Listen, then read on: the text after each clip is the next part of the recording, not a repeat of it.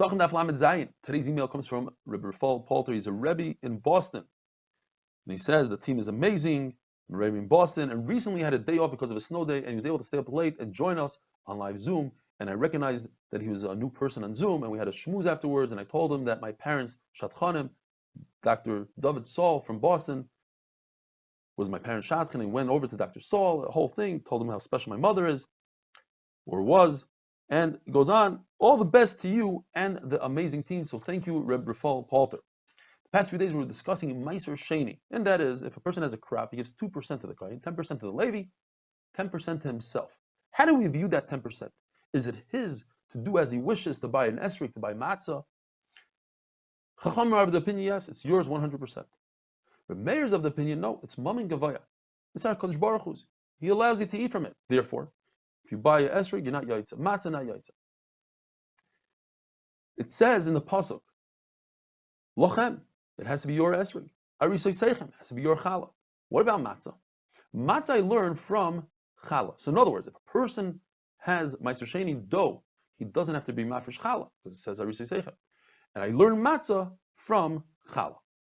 There's a brayso that says specifically like Rebbe Meir, that if a person has a dough that's Meiser Sheni, he doesn't have to be mafresh challah from it because it's not his. It doesn't say that, but it says you don't have to be mafresh according to Rebbe Meir. The question is, can I learn the halacha of esrog from challah? Can I say from that brayso is mashma that if a person buys an esrog according to Rebbe Meir, he's not yaitze? What's the difference? Because challah says Arisay seichem twice. Esrog only says lachem once. Since it only says once, I need to use that one time to tell me that an esrog that's stolen, you can't be yaitza with. But what about Meiser Sheni? Perhaps you could be yaitza with Meiser Sheni money. According to Rabbi Yossi Aglili, a kohen who received a challah portion of Meiser Sheni's in Yerushalayim cannot use it to buy a matzah. Why? Because even the regular portion, the chulin part of the Meiser Sheni, cannot use to buy a matzah because it's not roy for a einin. Remember, it has to be something that a einin could eat, somebody who's in mourning. Rabbi Kiva argues and says, no, it doesn't say eini, it says ani. We read it eini.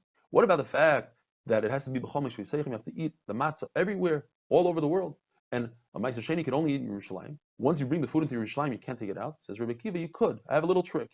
If the Meiser Sheni becomes tamei, then I can remove it. So what about the challah portion? According to Rebbe Kiva, wonders Rebbe Shlakish, you can't do that trick. Can't make it tamei and take it out of Yerushalayim. Says the Gemara, but perhaps I can invoke a rule called hayil. Since this piece of dough didn't have to be challah, so perhaps I could treat it as regular Meiser Sheni, and that I could make tamei and bring it out of Yerushalayim. Why would I say something like that? So the Rishonim explain, because challah on its own is good for matzah. Meiser Sheni on its own, according to Rebbe Kiva, you could make a matzah.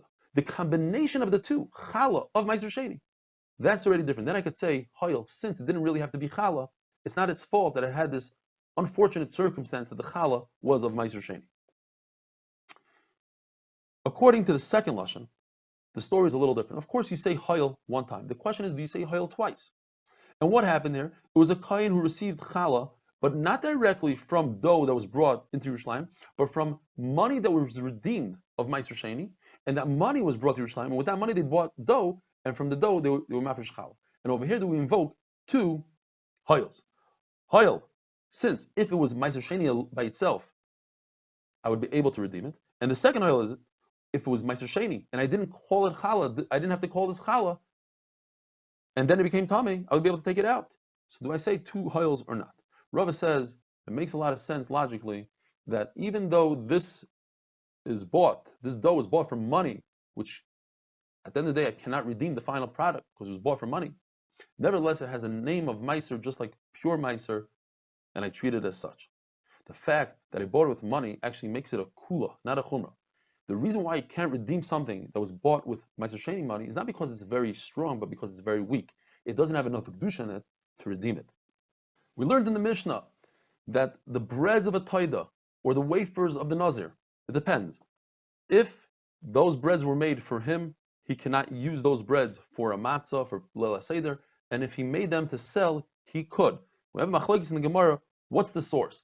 According to Rabbah, it says, and the Braisa, the same thing. It says in the pasuk, "Ushmartem es hamatzos." Here we learn the concept that when you make matzah, it has to be lishma, the lisha, the afiyah. Some Rishonim say even the ketzira. It has to be lishma. It has to be in the intent for matzah. And here he made it for his nazirus, let's say, for his taida.